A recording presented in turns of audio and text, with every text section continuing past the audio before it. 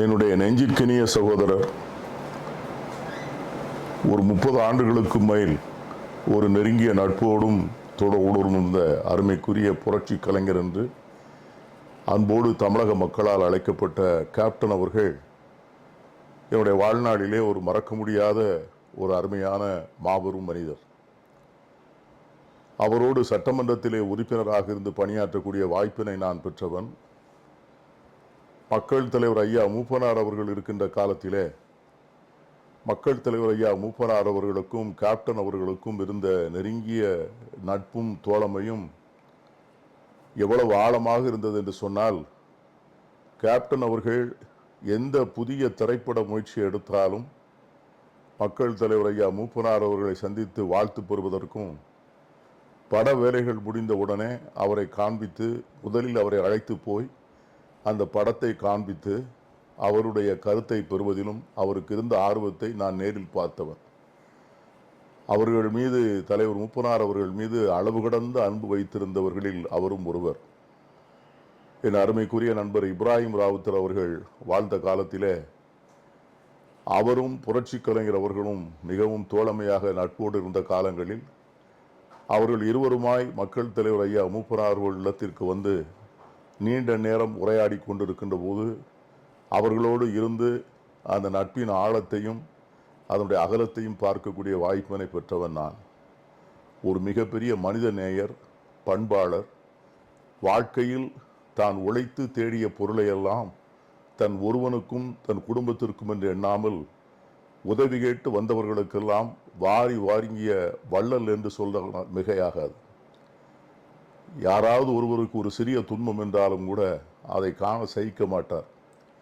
யாருக்காவது ஒரு உதவி தேவைப்பட்டால் எப்படியெல்லாம் உதவ முடியும் என்று துடித்து அதற்கு தேவையான உதவிகளை உடனடியாக அனுப்பி வைப்பார். கடல் கடந்து இருந்தாலும் கூட உதவி தேவை என்று ஒரு வரியிலே செய்தி அனுப்பினால் உடனே அங்கே இருந்து அந்த உதவிகளை அனுப்பக்கூடிய அளவிற்கு ஈரமுள்ள இதயத்தை படைத்த அந்த அற்புதமான மனிதர். ஒரு முறை மேனாள் முதலமைச்சராக இருந்த செல்வி ஜெயலலிதா அவர்கள் அவரை பற்றி ஒரு தகாத விமர்சனத்தை சொன்னபோது நான் திருநெல்வேலியிலே இருந்தேன். உடனடியாக திருநெல்வேலியிலே முகாமிட்டிருந்த அன்றைய பேரவைத் தலைவர் மரியாதைக்குரிய ஆவடையப்பன் அவர்களிடம் ஒரு சட்டமன்ற உறுப்பினரை பற்றியும் சட்டமன்றத்திலே அவருடைய நடவடிக்கைகளை பற்றியும், அவர் எவ்வளவு தூரம் பெரிய நபராக இருந்தாலும் ஒரு மேனாள் முதலமைச்சராக இருந்தாலும் இப்படிப்பட்ட விமர்சனம் செய்தது தவறு, எனவே அவர்கள் மீது உரிமை பிரச்சனைக்கு நடவடிக்கை எடுக்க அனுப்ப வேண்டும் என்கிற கோரிக்கையை நான் வைத்தபோது அந்த தினம் அது ஊடகங்களிலே பெரிய விதமாக பேசப்பட்டது.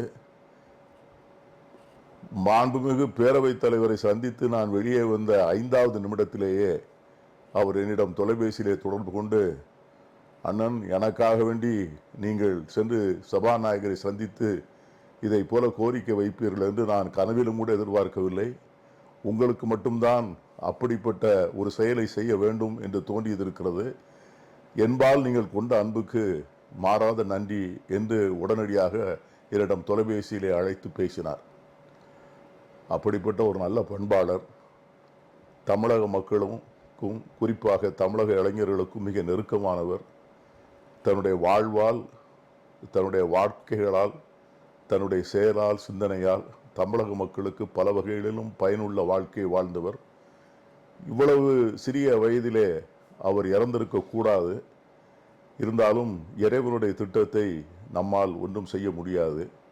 அந்த மறைந்த அந்த மாபெரும் கலைஞர் என்பதற்காக மேல் ஒரு அருமையான மனிதர், நெஞ்சம் நிறைய ஈரமும் ஈகை குணமும் கொண்ட ஒரு அற்புதமான தமிழர். அவருடைய குணத்தை, அவருடைய சேவைகளை, அவருடைய பண்பை அங்கீகரித்து இன்று குடியரசுத் தலைவர் அவர்கள் பத்மபூஷன் விருது அவருக்கு அளித்திருப்பது மிகவும் பொருத்தமானது, தகுதியானது.